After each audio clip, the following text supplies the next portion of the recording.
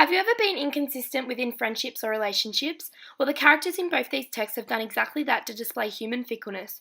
The study of the play and one related text invite my personal reflection on human behaviours and motivations.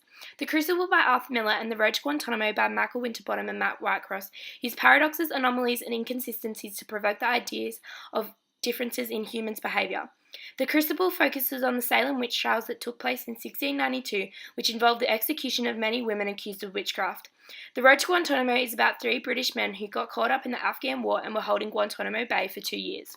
In the play, the protagonist John Proctor deals with difficulties in his decision-making which displays inconsistent behaviour.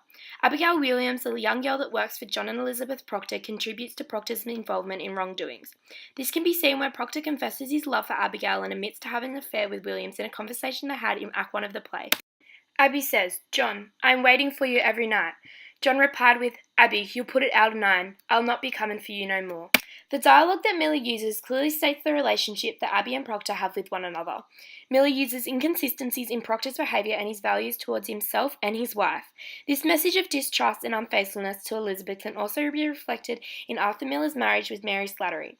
Whilst their marriage was slowly falling apart, Miller was having an affair with Marilyn Monroe.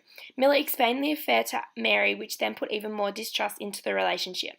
The Proctor's marriage strongly reflects on Miller's affair with Monroe. Therefore, Proctor shows evidence of inconsistencies within humans' behaviour towards people they care about. John Proctor's paradoxical actions, reluctance to be truthful, and pride in his good name threatens the whole town. His reputation of his family in Salem is more important than his confession of innocence to save his life. This is displayed when Proctor confesses that he has seen the devil. Once Proctor confesses they asked him to sign his name and refuses to give the signed papers over for public viewing. Proctor states, No, I have signed it. You have seen me. It is done. You have no need for this." Danforth replies, "The village must have proof." Proctor then explains, "Damn the village. I confess to God, and God has seen my name on this. It is enough." With the court not giving in to Proctor's orders, Proctor then says, "Because it is my name, because I cannot have another in my life, because I lie and sign myself to lies, how may I live without my name? I have given you my soul, I leave my name." Miller uses first person to exaggerate the claims and the strong actions Proctor has towards not giving in. This draws the audience in and brings attention to Proctor's reputation. This sequence of events displays paradoxical morals in Proctor's behaviour. With the confessing to his innocence and the quick change of mind to not give up his name, brings emphasis to human behaviour and how individuals respond to different events. Individuals are motivated by various factors that impact the way they behave, including the way you've been brought up and all the cultural influences that surround you. This is highlighted in The Road to Guantanamo when the group of boys decided they wanted to cross the border into Afghanistan. At the time, America was invading Afghanistan, causing an outbreak of extremist groups within the country. The boys knew of the danger and the circumstances, but still decided to make their way over. This can be seen at the start of the documentary when the boys explain the reasons for wanting to enter the country. The preacher was saying you should help the Afghani people in whatever way you can.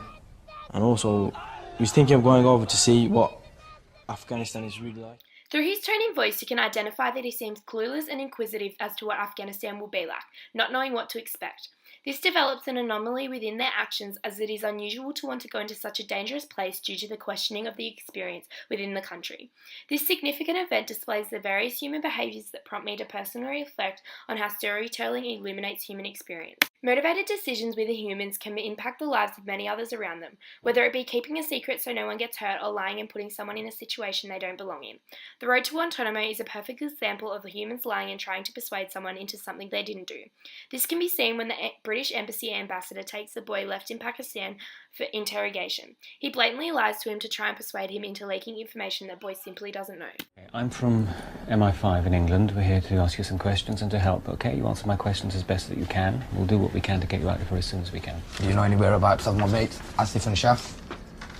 Are these the 2 friends of yours you arrived in the country with? Yes.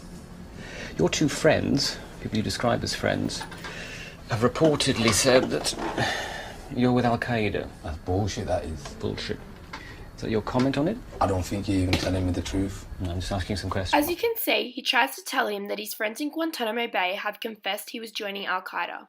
Winterbottom and Whitecross have used a convincing tone in voice to try and persuade the boy of these lies.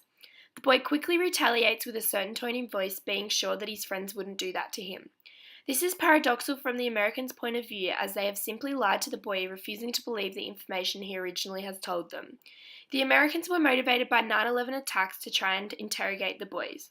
This shows decisions within humans and the impacts their actions can have on other individuals. In conclusion, the play The Crucible and documentary The Road to Guantanamo have both invited me to personally reflect on human behaviours and motivations.